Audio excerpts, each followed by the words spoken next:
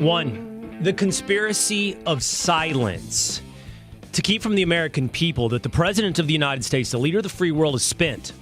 He's washed. He's compromised. He's a threat to national security.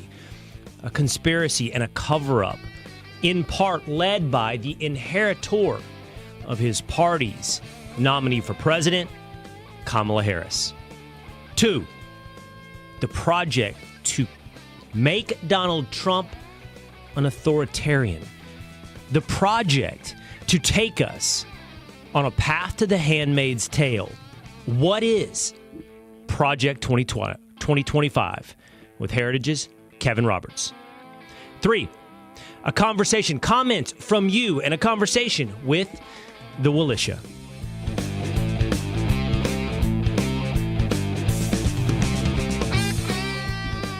It is the Will Cain Show, streaming live at foxnews.com, on the Fox News YouTube channel, the Fox News Facebook page, and always on demand. Wherever you get your audio entertainment, just hit subscribe on Apple or on Spotify. If you're listening to this broadcasting on the radio, market to market across the country, you can listen to us anytime you like by just subscribing on Apple or on Spotify, or hang out with us live every Monday through Thursday, 12 o'clock Eastern Time, 9 o'clock Pacific, by just subscribing on YouTube. What an insane holiday weekend. What an ominous week ahead. A report for Politico said, get ready because this week is going to be lit. That provoked the ire of Rachel Vindman, public servant Rachel Vindman, spouse to Alexander Vindman, whistleblower to Donald Trump. How dare you describe this week as going to be lit? This is my democracy. This is my life. These people have let themselves slip into the dystopian world where they are the main character, and Donald Trump will soon go after them and jail them. Chris Matthews marched off in handcuffs to Devil's Island. This is the dystopian view they believe that they are living in. And by the way, it's best explained perhaps by Taraji P. Henson, actress at the Essence Award, when she described exactly what's at stake, what's on the line here, whether or not it's Joe Biden or somebody else, in stopping Donald Trump and Project 2025. Watch. Time for us to play chess, not checkers. It's about making decisions that will affect us as human beings, our careers, our next generations to come. Did you know that it is now a crime to be homeless? Pay attention. It's not a secret. Look it up. They are attacking our most vulnerable citizens. The Project 2025 plan is not a game. Look it up. It's not a game. Look it up. What is Project 2025? It has everyone on the left, from Black Twitter to Luke Skywalker, telling us we are headed down the path of the Handmaid's Tale. Let's today welcome in one of the authors a little bit later, Kevin Roberts of Heritage, one of the authors of Project 2025. What is Project 2025? We had news over 4th of July weekend. I hope you had a nice time. We had President Joe Biden on ABC with George Stephanopoulos. We had mounting Democrats calling for him to step aside. And we had the Willitia on the receiving end of a very warm and welcoming text from me on, I believe it was a Friday or Saturday night. 2-a-days, Young Establishment James, Tinfoil Pack. You guys got my message. Yes, there it is, flashed across your screen. Yes, I'll put it back up real quick. Hold on one second. Yes, this is on text. The Will Cain Show text chain, all of us. I texted the group, good night, love you. Tinfoil said, you too, bro. At which point I said, oops. I was like, what is going on here? 8:30. 8:30. Uh-huh. Yeah, on a Saturday night, 8:30. Good night. Love you. Wasn't meant for you fellas, although the feeling is there. It's legitimate. It was intended for the wife. Yeah, man, I go to bed at 8:30 when I'm in New York, or I try to. That's when I sign off. I got a bad habit of watching stuff on my iPad or on the television and letting that roll to like 10 o'clock, at which point with a 4 a.m. wake-up call, I'm down to 6 hours of sleep, which is not, that doesn't work for me. I know there's a lot of warriors out there who operate on 4 to 6. Not me. I like 6 to 8, and closer to 8 than to 6. So yeah, man, I sign off about 8:30. Yeah, that part threw me off. I was like, wait, good night. I'm like, it's Saturday night. Makes sense. But then you are up early, you are doing stuff, but it makes sense. You're right. That's my social life. Were you guys just, probably James, just gearing up to head out on the town? Probably not even out on the town. There's nothing to do at 8:30, right, James? I was on. Stuff doesn't start. It doesn't start popping off until 11, right? We were playing Pong on the roof with some music and some sunset, and then wow, my we had life a good has night changed. Text from the boss. I'm like, oh. I know. I was on the couch with my fiance. I just I turned my phone over to her. I was like, "What do you think this means?" That's good job security right there. Good night. Love you. Man. I'm not a very, very frequent violator of that, of sending a text to the wrong person, but it happened. Sorry, fellas. Hope you enjoyed your Saturday night. We're going to have a big show. We're going to enjoy today's show. We're going to get into what is Project 2025, but first, let's catch up with what ended up being a holiday weekend filled with news, setting us up for a week where we might actually have a change in who's running for president of the United States. Let's get started with story number 1. Kamala Harris has spent the last 6 months defending the mental acuity, sharp as a tack, of the sitting president of the United, Joe Biden. Here's a sampling of what she's had to say from February through June after Robert Hur, the special counsel, gave a deposition in the fall to Joe Biden where he said essentially that he was too senile to prosecute. Kamala Harris and every other Democrat that has now seen the light, both in the media and among elected officials, rode with their ride or die, lied to the American people, covered up the senility, covered up the threat to national security that is Joe Biden. Watch. Some within your own party are wondering if President Biden should even step aside. What do you say to that? Yes, there was a slow start, but it was a strong finish. Joe Biden is extraordinarily strong. People can debate on style points, but ultimately this election and who is the president of the United States has to be about substance. I would suggest that the substance that matters to the American people is whether or not their president can form a sentence, more importantly, form a thought, complete a sentence, more importantly, complete a thought. That kind of sentiment, riding or dying with Joe Biden, from Kamala Harris wasn't just after the disastrous CNN presidential debate.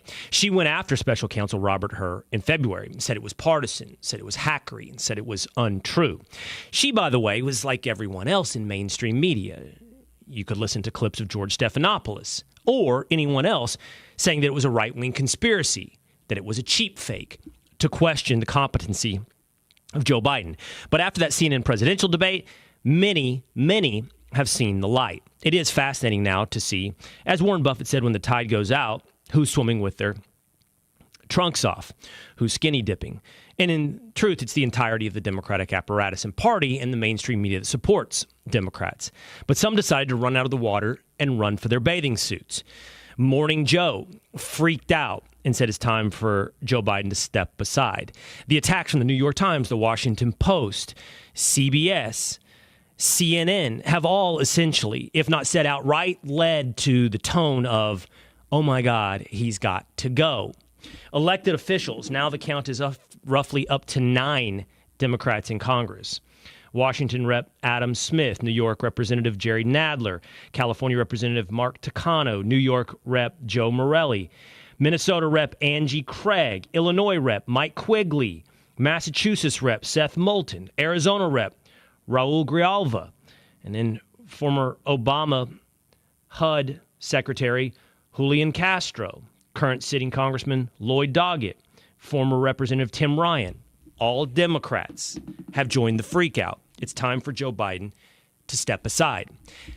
That in and of itself is a controversy. It's in and of itself a scandal that these people seem to have seen the light overnight. Of course, they didn't see the light overnight. They knew, everyone knew, that Joe Biden was compromised. The only difference between then and now is it's compromised his ability to win. They're not concerned that it's compromised the national security of the United States of America. And for that, we demand accountability. There was a movie in the 1990s called Dave, where the president was incapacitated. They looked for a look-alike, found one, in actor Kevin Kline, the character played by Kevin Kline. We're not far from exactly what took place in Dave. And if that's not one of the biggest scandals of the past half century, I don't know how we define the term scandal. Joe Biden called in this morning to Morning Joe. He was much better than he was with George Stephanopoulos last Friday on ABC. His interview with George Stephanopoulos was hoarse. It was wandering. It was weak. It wasn't as bad as the CNN presidential debate, but it was on the same album. Maybe not the same song, but within the same playlist. It didn't calm the waters. This morning on Morning Joe, with a phoner where he could read, even he admitted at times during that he was reading a list of self-described Donald Trump's lies, he could read. He came across more energetic, or at least more angry, and a little more capable. But it's not about how capable you are in moments. It's about how capable you are in all moments when you are the president. But if this is, as I suggest, a national security threat, we need to hold every single person around the president accountable.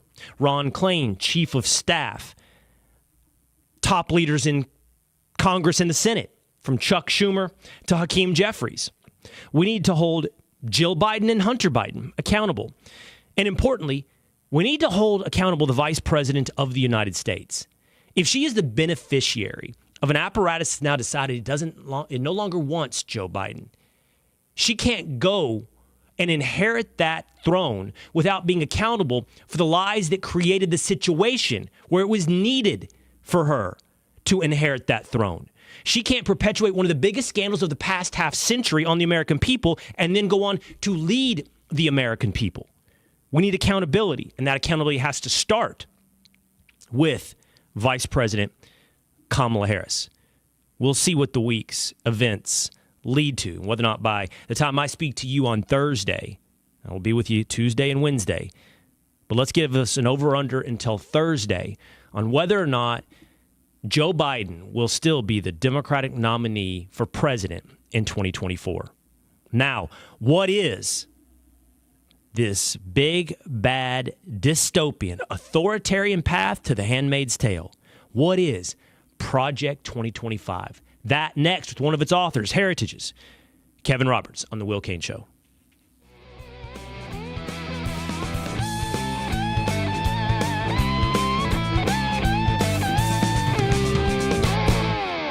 It's time to take the quiz. 5 questions, 5 minutes a day, 5 days a week. History, pop culture, science, sports, civics. How much do you know? Let's find out. Who was the first person to walk on the moon? Jackson or something?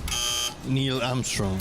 Take the quiz every weekday at thequiz.fox and then listen to the quiz podcast to find out how you did. Play, share, and of course, listen to the quiz right now at thequiz.fox.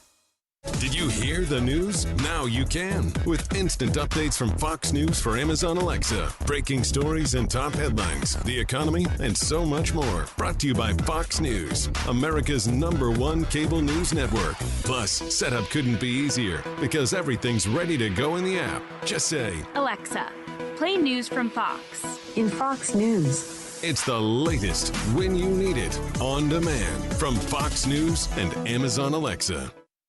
I'm Dana Perino, and this is Perino on Politics. Dana Perino, co-host of The Five and co-anchor of America's Newsroom, returns to Fox News Audio with a brand new podcast, Perino on Politics. Listeners of Everything Will Be Okay will be thrilled by the return of a familiar voice, but with a fresh spin as Dana guides audiences through the 2024 election cycle. Make sure you subscribe to this series wherever you download podcasts and leave a rating and review.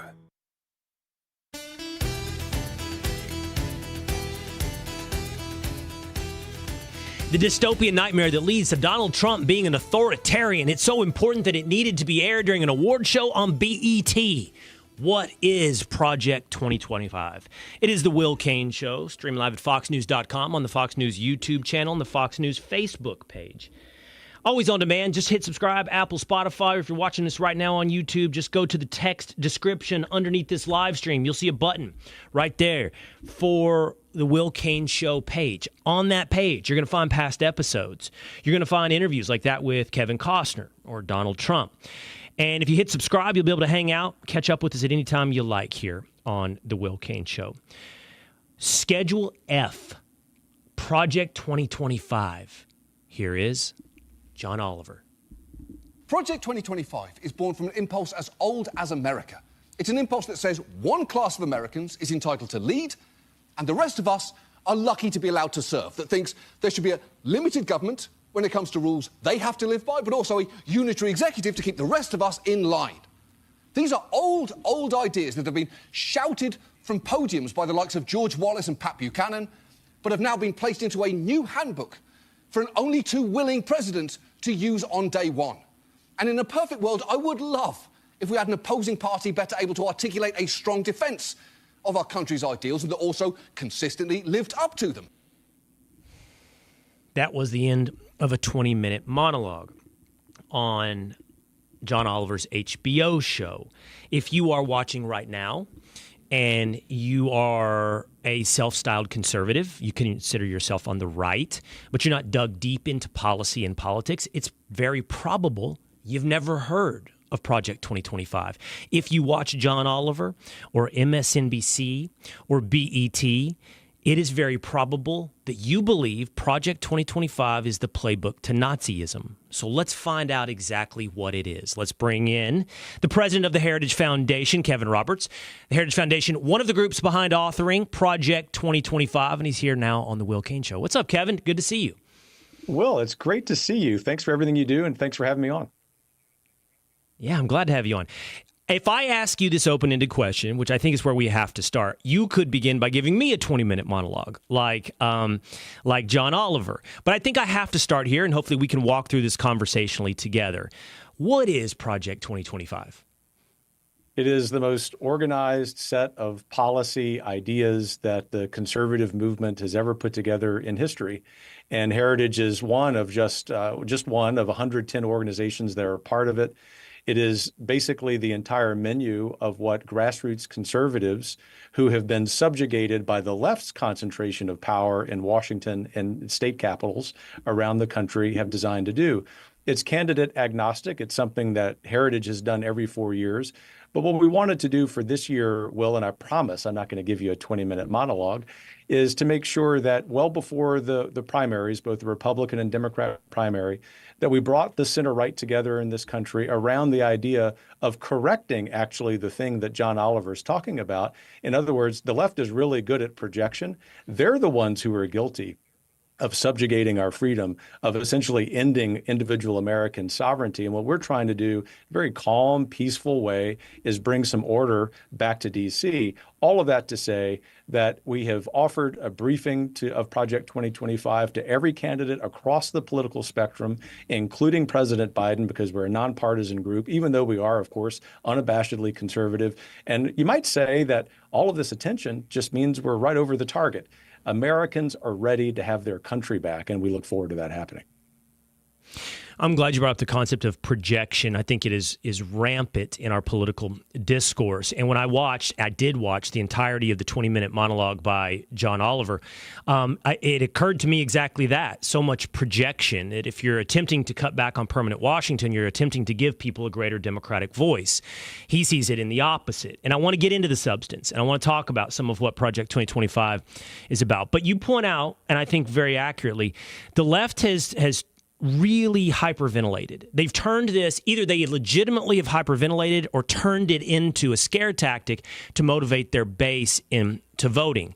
And Kevin, it seems to have worked to some degree because over the weekend, Donald Trump has distanced himself from Project 2025. I think I've characterized that perfectly. He said, basically, I don't know who's behind it, whether or not that's true. I doubt that that's true, by the way. And he said, it is not part of my governing agenda. I don't know or have much to do with Project 2025. What do you take away from Donald Trump distancing himself from your project? Well, first of all, thanks for the question. I think that if you consider that the Biden campaign has spent $15 million on attack ads, obviously primarily on President Trump, our standard bearer this year, but some millions of those have gone against Project 2025 in particular, then if you're running for president and you're trying to win not just any campaign, but what we think at Heritage is the most significant campaign in modern American history, then it makes sense that politically you want to pivot from that. There are no hard feelings from us at Project 2025 or Heritage about that. We love President Trump, and we love President Trump in addition to him personally, but also because his policy record when he was president of the United States is so much better than President Biden's has been. All of that to say that it's also important to remember, as we say all the time, President Trump's the boss. If he wins, he's going to make the decisions. Project 2025 is merely a menu from which he might be able to choose. It has a database of personnel who are willing to go into office and work for him if he so chooses. But one final point that's important is that this is a reflection of grassroots conservatism. It is, regardless of what anyone thinks on the left or the right or the center, the most unified project in the history of the conservative movement, and it's not going anywhere. And I want to get into, and I'm going to get into, with the time we have together, the nuts and bolts on what Project 2025 believes policy-wise and how it proposes itself to be a bit of a handbook for an incoming president. But back to President Trump for just a minute, Kevin. Is it your understanding that he has distanced himself from it because the left, because you brought up how much they've spent in demonizing Project 2025. Is it your understanding he's distanced himself from your project because they've successfully demonized Project 2025? Or is it because he has substantive policy disagreements with some of what you've recommended? I think if you look at the spending against Project 2025 by the Biden campaign and whatever the affiliated super PACs have spent, it's the former. It's that if you're trying to win a campaign and Project 2025 has become the one thing that the left can talk about because they can't defend Biden's record or frankly his mental capabilities, I don't say that to be ugly, towards him as a person, then you've got to turn to something else. They can't turn to President Trump's record as president because it was terrific. So they found this one boogeyman, Project 2025, and if you're the political candidate who is sort of victimized by this amount of spending on this, it makes perfect political sense to do that. There are, of course, across the conservative movement, so including President Trump, policy differences. I mean, the point of Project 2025 is not to say that 100% of this must be implemented by the next president. We've never been that presumptuous. Right. In fact, that this whole point of this is to be of service to any administration. It's more likely to be of service to a conservative one.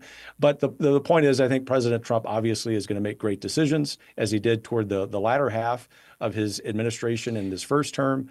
We think that Project 2025 continues to be a huge help because it is a representation of the entire conservative movement. And would this be a good example, Kevin? I believe J.D. Vance and Marco Rubio have also sort of distanced President Trump as advocates for Trump or surrogates for Trump, distanced themselves at least in part from Project 2025. Would a good example of that be perhaps there's been a mischaracterization that Project 2025 would push for a national abortion ban. I don't think that's part of your 900-page presentation, but you are opposed to the abortion pill, the drug. And I believe J.D. Vance said very recently, like in the last 24 hours, he's not, for example. So, and I'm not sure where President Trump is on that. I think he's the same as J.D. Vance when it comes to the abortion pill. So is that an example in your understanding of a policy difference that you guys would have at Project 2025 that is in disagreement with Vance, Rubio, Trump? Yeah, great question. That's an excellent example of an issue where there might be some daylight between the aspirations long-term about social and cultural improvement, where we have an entirely pro-life country. That's something that's far upstream of society. But even at Project 2025 and at Heritage, we understand that the political dynamics this election cycle are such that you want to run on other issues where the left, and particularly President Biden, have been so awful. President Trump and Senator Rubio, Senator Vance, I should say, all three of them personal friends, are men who are saying we can go win this election on closing the border, on ending the nonsense of the Green New Deal, of repairing the American economy, of making sure that when you go to the grocery store and to the gas station, you're not paying 30% inflation over 3.5 years. Those are the issues rightly in a political sense that we need to be talking about in order for conservatives to prevail in this election. But I should also say that on these matters of differences of opinion, and there are very few, that the Heritage Foundation and Project 2025 will always be aspirational about sovereignty for everyone, including sovereignty of the unborn. All right, let's go through some of the characterizations. I don't even want to call it criticism because I haven't found much substantively. It's a war of characterization right now on what is Project 2025. So let's go through some of the characterizations and then your explanation of what is Project 2025. Here is Jamel Hill. She tweeted the following. This is regarding how the media should be covering Trump versus Biden. And Hill says that the media should have been reporting on Project 2025 from the start. They haven't been, and certainly not with the same breathless intensity of VP Harris's likability or Biden's age. Mark Ruffalo, the Incredible Hulk, tweeted the following. He said, Project 2025 is not a game. It's white Christian nationalism. It is Sharia law of the Christian crazy people who aren't Christian at all, but want to control every aspect of your life through their narrow and exclusive interpretation of Christ's egalitarian, inclusive, and kindly teachings. Do not be fooled by Project 2025's extremist and perverse ideology. Trump is bringing to all of our lives abortion, LGBTQA, a lot of letters, rights, freedom of expression, freedom of religion, freedom of education, and equality between the races and genders, all of that gone. Forced birth and forced religion, Trump's American Taliban. Mark Ruffalo, Kevin, on your Project 2025. 100% wrong. He needs to take a class in reading comprehension and logic. In fact, from this old logic and history teacher, Will, as you know, I'd give him an F- for using the fallacy of the straw man. So, and that's basically been the entirety of the leftist characterization.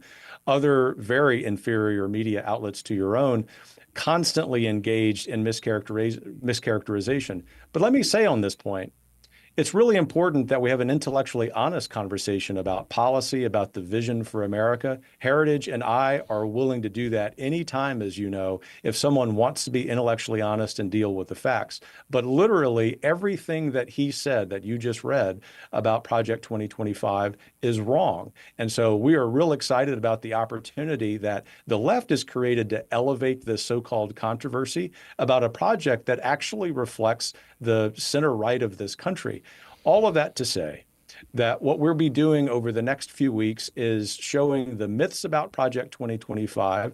We're going to be punching back at the radical left, the common political opponent we have, along with our friend President Trump. And I think when hopefully he is taking office January 20th, 2025, we're going to leave the observations to the talking heads that we're going to see he's going to make great decisions. Most of them are very much in a line with Project 2025. And where there are differences of opinion, we've always known that. This is completely in service to what he wants to do in spite of the scare tactics of the radical left. All right. Well, I appreciate that desire to elevate the conversation around policy. So how about this? If you'll accept the invitation, Kevin, I invite Mark Ruffalo to come on the Will Cain Show here and have a very honest, open conversation about what he believes Project 2025 to be, you to explain what you intended Project 2025 to be, and see if we can arrive at some level of understanding. I hope that he would accept that invitation, but he might rather deal in hyperbole and hyperventilation and propaganda about what it is. Or maybe he wins the debate and he proves that you are not telling the truth about Project 2025, Kevin. So he's welcome to come have that conversation here on the Will Cain Show. All right, let's talk first. There's a couple of specifics I want to hit. So let's talk about Schedule F. That's what John Oliver spent 20 minutes on. Now, Schedule F, and you can tell me if I'm characterizing this right, because I don't consider myself an expert, Kevin, but this is basically the HR department, the HR wing, the hiring practices of the federal government.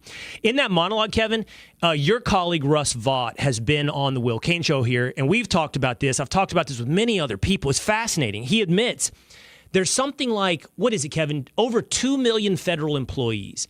Only of those 2 million, is it 4,000 that are political appointees? And the remaining 1.96 million federal employees are what you and I have, and will admittedly say somewhat derisively, described as permanent Washington. These are people there on a constant basis, regardless of administration. And is it correct that that Schedule F, your proposal is to move many of those jobs that are permanent into politically appointed, so that I would assume, in your estimation, they better reflect the Democratic ideal of whoever was elected. In their characterization, by the way, they'd say so that you're hiring yes men and not experts in their field. That is 100% correct. So thank you, Will Cain, for giving an A+ answer on that. Let me be specific. There are 2.2 million federal employees. Let's posit that they're all great people. I'm willing to do that because I love fellow Americans. But we then also have to posit that there are too many of them in those jobs. If you go ask that question of average Americans, they will say the same thing, not because they wish any harm against anyone who works for the federal government, but they believe that this concentration of power, which is intensified under the Obama and Biden presidencies, has to come to an end. And so Schedule F is but one vehicle that can happen. It might be that some of these employees are able to retain their jobs and go to offices outside D.C. That would be great. It might be they go to the private sector. It may be that some of these jobs come to an end, all for the more important purpose of saying that until we devolve power from Washington, D.C. back to the American people, we are going to continue to live in a regulatory state that runs roughshod over our rights. In fact, I could take practically every screed that has been issued about Project 2025 and turn it on its head using the same exact language and say, in fact, what the left is arguing is what they're guilty of. And let me just make one prediction for you. We're going to be telling that story between now and Election Day. So when you bring that up, Kevin, I assume this takes us back to where we began our conversation. That's a bit about projection. So look, if you have 2 million employees who, let's just characterize them as non-political appointees. That means they stay in their jobs regardless of whoever is the president. Then by their very nature, they are less susceptible to the democratic process. They're less accountable, less answerable to the democratic process, right? They survive. They work there. They run the agencies, the FDA, NASA, whatever it may be. They run it no matter who is the president. And the president is a reflection of democracy. He is elected with his vision. So it's your proposal, just so I understand, to make fewer of those insulated from political pressure. So you would rather see more of those jobs under the president's direction. And if I'm giving you the benefit of the doubt, Kevin, I would say, and therefore more responsive to democracy. That is exactly right. So I can tell that you are a fellow Longhorn, went to University of Texas Law School, right? Because you came By the way, back the to real your UT, question. right, Kevin? Can we just jump in and just to the current bait, the real UT? Yeah, that's exactly right. But to your very important question, sorry for the little bit of interjection there, but it's nice to have fun in D.C. and laugh once in a while. That's the point. Look, I'm an early American historian, and in the first 20 years or so of our wonderful republic, 100% of federal employees, other than the very small standing Army and Navy, were political appointees. And so for those of us at Heritage, where we are originalists, we believe that while society has changed, and there can be a certain number of federal employees who are under the civil service protection, the reason the founders said they wanted a huge percentage of them to be political appointees is because the president of the United States is the representation of the people in the executive branch. And so he or she must have power to hire and fire at will. The left, of course, when they hear this, they see this as a great threat to its power. Because it is. They really have to have this system of not just bureaucracy, but this concentrated power in D.C. I actually think that is the precise reason that the radical left has gone so apoplectic over this wonderful plan. And what you and I both know, and this is where I'm being less of your inquisitor and more of just, what you and I agree on is like, there's ideological capture within those 2 million. So if they're permanent, it's a permanent direction for the United States of America that could be antithetical to the will of the American people. It's just a fact. We know this, whether or not it's the DOJ, the FBI, or the National Health Services, whatever it may be. There's ideological capture in these jobs. Now, you and I could have another hour-long conversation about why. I mean, why is the oil industry largely conservative? Why is the media overwhelmingly liberal? Well, government employees are overwhelmingly liberal, and so it's ideological capture that is antithetical to the will of the public. But here's their argument, and I want to give them their best foot forward. their argument would be, okay, but many of these people, NASA, whatever, they're experts in their field, Kevin. They know what they're doing. And with experience comes expertise. And if you have your way, you'll have people who are answering to non-experts. What does President Trump know about NASA, or whatever, physics and astronomy. But their motivation now will be to please the president, and they'll turn into yes men, and they won't be experts pursuing science or the best possible outcome in their field. I love the fact that you want to present the best, most logical, rational version of the left's argument, because that's what we do at Heritage. We want to be sure that we're actually being fair to the other side. So there, to cut to the chase, Will, there will no doubt be agencies. NASA is perhaps an excellent example where something like Schedule F would not have much impact because we need the scientific expertise there. But in other areas, I think about the Department of State. It's the most common complaint that I hear as I travel the world on behalf of American conservatives, that the Department of State, our career bureaucrats, maybe perfectly fine people, are not aligned with the political will, the popular will of the American people, because they think that they can just live in these far-flung places and do what they do. But my favorite example as a lifelong educator is something on which President Trump and Project 2025 agree on 100%. So much so that we're following his messaging on this. And that is, we are, if he's elected, I believe, going to be able to begin the elimination of the U.S. Department of Education. There's an example where devolving power from D.C., block granting that money to government-funded schools and districts at the state and local level is going to be excellent. Those people in the Department of Education have very fancy credentials after their name, and they may be perfectly fine people. But we know that after nearly 50 years of spending trillions of dollars on federalized education, the only thing that's happened in spite of their expertise is a steady decline in educational attainment for the first time in the history of this country. So I do think we have to recognize the scientific expertise where it's important, but also recognize another important fact, which is the word expertise is often used to shroud an ideological agenda, knowing that a majority of federal employees who give politically give to the Democrat Party.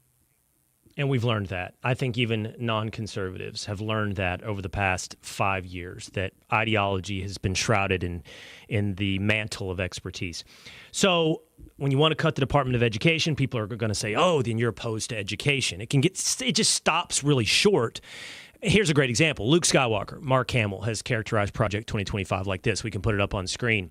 It's a ton of list of things that he says Project 2025 is, Kevin, including cut Medicare, cut Social Security, end no-fault divorce, end civil rights and DEI protections in government, some of which I'm sure a lot of this is actually true, end birthright citizenship, ban Muslims from entering the country, and on and on and on. This is sort of the meme. This is the hyperbole. This is Luke Skywalker turning you into the American Taliban. Isn't it terrible when one of your childhood heroes, Luke Skywalker, is so wrong about things? but maybe he's been spending some time with Yoda because he gets 2 or 3 things right. We are, if President Trump wins and he elects to use some of the plans of Project 2025, again, totally his choice, we are going to close the border as a country. We are going to tighten up our immigration laws so that people who want to come here legally, probably more of a merit-based system, are able to do so. We're also absolutely going to end the Department of Education if President Trump means what he says, and I believe he does, about that. So at least Luke Skywalker got a couple of things right. All right, last thing about Project 2025, Kevin, to keep your day on schedule and let you go on time. It's a handbook, it's a policy guide, but it's also a personnel guide, right? So the idea is, one of the things that comes up a lot, now this is a conversation I would say, Kevin, that I have often with those on the right, but maybe more on the center right, who are concerned, well, who's President Trump going to hire? Your proposal, again, I think it's recommendations. Obviously, President Trump has distanced himself for whatever his reasons may be, but you have not just policy recommendations, but personnel recommendations, right? So who would be in his cabinet? Who would be running different things at multiple levels, right? So is your goal to be sort of almost like a turnkey ZipRecruiter for President Trump to staff his administration? If he so chooses. And, the likelihood is he will take some of those recommendations and not take some of the others. There can be no hard feelings about that because we understand how administrators and administrations make decisions. But basically, the personnel side of Project 2025, I think, is the most important. It's the part of Project 2025 that replicates for the first time in the history of American conservatism what the left has done for decades. They always have thousands of people ready to go into those politically appointed jobs. The right has never been organized on this scale to do this. With 110 organizations participating in this, I think the key thing for those of us on the center right to remember is that we're trying to recruit as many people from outside Washington with great competence, credentials, and expertise to go into the next administration, if President Trump so chooses, because these are people who understand we have to devolve power from Washington if we want to take this country back. You're tempted to laugh off the hyperventilation of, the BET awards or whatever it was. But they have worked themselves up into a frothing-mouthed frenzy about your project. By the way, just to belabor or torture a metaphor, so have Tennessee fans, Kevin. I don't know if you've kept up. Now that Texas is in the SEC, Tennessee fans are they're waging a new battle on who the real UT is. I don't know if you've seen it, but like the logos, the colors, they are uncanny how similar they are. And I think, Kevin, since we're both you're a historian and I like reading history, I think Texas predates Tennessee on a lot of these things, meaning the logo and calling itself UT. I could be wrong, Vols. I could be wrong. But the point on the foaming mouth, I don't know how Kevin feels. This isn't a fight I care about. Like, I'm busy. I got the Aggies and the Sooners over here. I don't need to have a war with Tennessee. I love Tennessee. Davy Crockett's Tennessee. I'm with you on that. Yeah, we could be much more focused on some other longtime opponents. And, as I always say, one little nod to our volunteer fans. We needed them in order to win at the Alamo, so I'm grateful to them. But look, baseball, sports, it's a nice break from some of the toxic rhetoric of the left. Conversations like this is what we need more of, both on the left and the right and in the center. And frankly, in spite of the silliness of some of this Project 2025 mischaracterization, I think that most Americans, and I credit President Trump for clarifying this in the last few weeks, simply want a return to normal. They're just ready for some common sense. And I look forward to doing that and maybe watching some Texas football with you. All right. Well, thank you for jumping on today and shedding light on Project 2025. I'm excited to see what you're going to continue to do to either punch back or turn the lights on regarding it. And maybe we can set up some of that here on the Will Cain Show. Kevin Roberts, the president of Heritage. Thank you. Appreciate your time. Thanks so much. Appreciate it, Will. All right. There he goes. Kevin Roberts here on the Will Cain Show. So as you may or may not have heard, this is what the left would prefer to talk about. It is. They don't want to talk about Joe Biden's senility. They do not want to talk about that. They don't want to talk about the mounting Democratic officials who are asking Joe Biden to step aside. They do not want to talk about Kamala Harris. They do not want to talk about the CNN presidential debate. And in some way, I guess we accommodated their desires by talking about what they want to talk about, Project 2025. But at some point, you have to tell the truth. You can't let hyperbole, foaming at the mouth, hyperventilation win the day. And so there's a little light on what exactly is Project 2025. All right, your comments, a conversation with the Willitia, next on The Will Cain Show.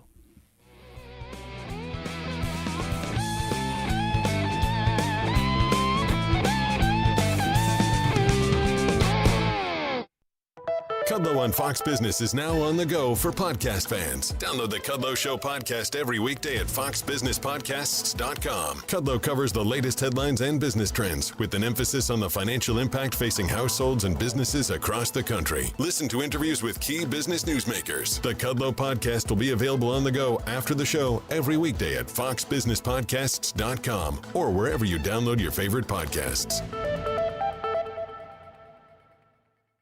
This is an election year unlike any other. That's why you need America's #1 most watched news source, Fox News. Stay with us. All the way to election night. The candidates are ready. I believe in America. I believe in you, the American people. We will fight for America like no one has ever fought before. Americans across the country are ready. And so are we. This is Democracy 24. Your freedom, your vote. Fox News. America is watching. from the Fox News Podcasts Network. Hey, this is Trey Gowdy, host of the Trey Gowdy Podcast. Every Tuesday, you'll hear what's on my mind. Plus, every Thursday, there's a special bonus episode where we answer the questions that are on your mind. Make sure to spend your Tuesdays and Thursdays with Trey. Subscribe now at foxnewspodcast.com or wherever you download podcasts. Hope to see you. America's listening to Fox News.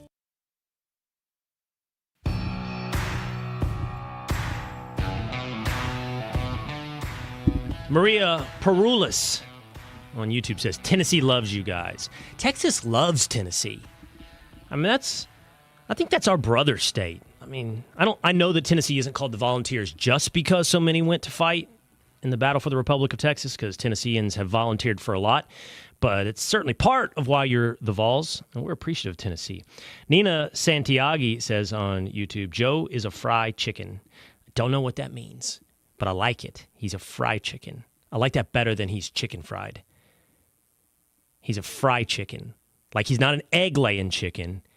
He's not a breeding chicken. He's a fried chicken.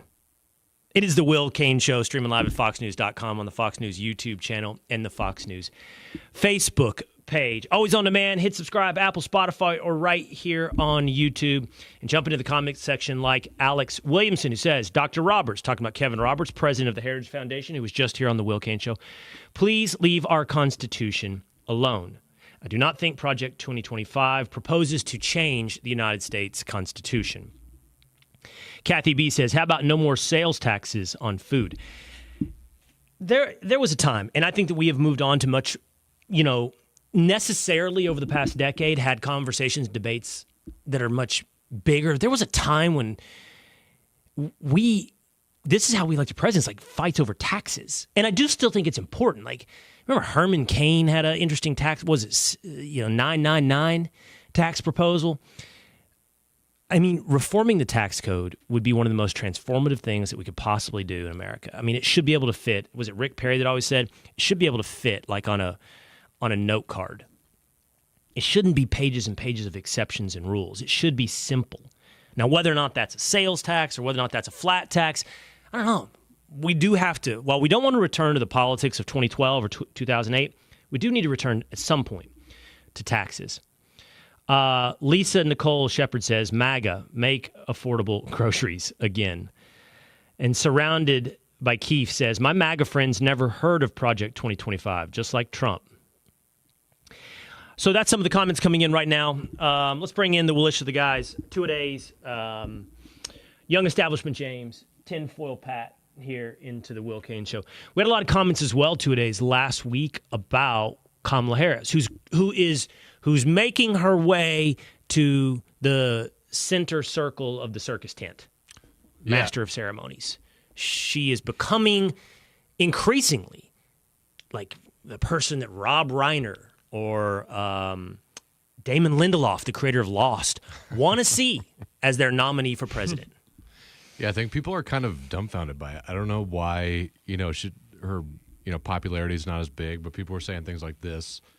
I think Kamala is more hated than Hillary, which I don't know. Can I just take a minute there? That's Lion's Heartification on YouTube. I think Kamala is more hated than Hillary. Interesting. I don't think that's true either, two-a-days. Hillary managed to achieve a level of revulsion that very few other politicians have achieved. But I will say, Kamala, like I said earlier, she's not of the same song, but she's on the same album. And I'm going to tell you something. You know who really doesn't like either one of them? Women. And I'm going to tell you, it's visceral. Like, when you're watching TV and they come on, I can't tell you how many times I've heard, ugh, from women. Now, I don't know what that is. I don't know if that's stylistically, because I don't think it's just women hating women. You know what? You didn't hear that for Condoleezza Rice. You didn't. Women weren't like, ugh, here comes Condoleezza Rice. And I do think it has something to do with Kamala's laugh. I definitely think it has to do that. I think it has to do with her word salad, just her general stylistic presentation. Yeah, I think that hyena cackle. The one caveat, if Kamala somehow gets elected, will be that Hillary Clinton saw another woman become the first president of the United States in her lifetime. So, what do you mean one caveat? Like, how mad would Hillary be? Oh my that God. would be such a bummer for Hillary. Yeah. It really would. I sometimes I use my mom as an example. She's like a passive political person, and she's like, I just can't stand that Hillary. I just can't stand that Hillary. Yeah. Stayed with her husband. How does your mom feel about Kamala? Not a fan. Yeah. Yeah, It's that's just- what I'm telling but you. for no reason. I don't know why. Just not a fan. I don't think women hated Nikki Haley, and I don't even think it's a left-right thing. I don't know that even I've had enough exposure to Gretchen Whitmer to say, but I'm going to guess. Here's my guess right now, that women wouldn't be so turned off by Gretchen Whitmer like they are to Hillary Clinton and Kamala Harris. So I don't think it's necessarily a left-right thing. I just think those are two individuals that for some reason women are turned off by Clinton and Harris. Yeah, and we got a lot of comments like this one about a Trump-Harris debate would be pretty interesting if you want to read that. Yeah, this is from Tammy Bushnell, 920. A Trump versus Harris debate would be hilarious. Kamala is as brain dead as Joe, just in a different way. One thing I want to say about that is it's interesting. Kamala is really bad, but she can be better.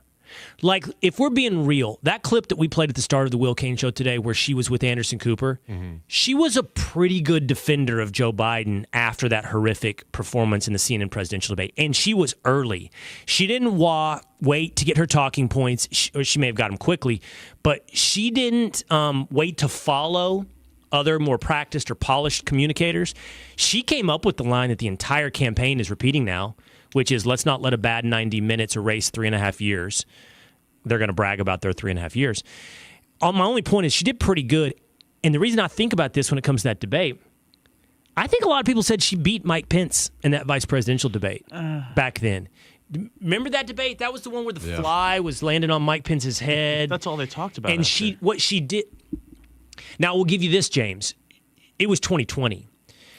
The world was different in 2020. That was pandemic. That was George Floyd riots. That was the world living on social media because we were all locked up in our homes to some degree. And she mastered, like, the memification of politics. Do you remember that? Yeah. Like, I'm speaking here. The real stylistic, like, don't talk down to me, white man. You know, like, she just had all the superficial stylistic things that made the internet go crazy. There's a skill now, maybe it didn't for the real. And maybe it's the opposite of how people feel in the real world, to the point of women not liking her. But maybe Kamala would do actually better than Joe in a debate against Donald Trump. I don't know. We have more comments like this one. This one says, I can't read the name, but he's got a Wyoming flag. Wyoming doesn't exist. It says Y doesn't exist. WY, that's Wyoming. Wyoming, great state flag. We should rank the state flags at some point. It's way up there. Heck yeah. And, I mean, is it a top fiver? California's really good. It is a good one. Colorado's good. Texas, Tennessee, those are great flags. Yeah, I love We're going to have to rank those. I love at some my state point. of Connecticut, but it's not a great one. New York. I don't even know what it looks like. I can't picture it. Plain. New York is not a great state flag. Is it not? Couldn't even picture it. It's not. Isn't it? That's exactly the point. Isn't it navy with some kind of crest in the middle? Yeah. I can't picture. Agreed.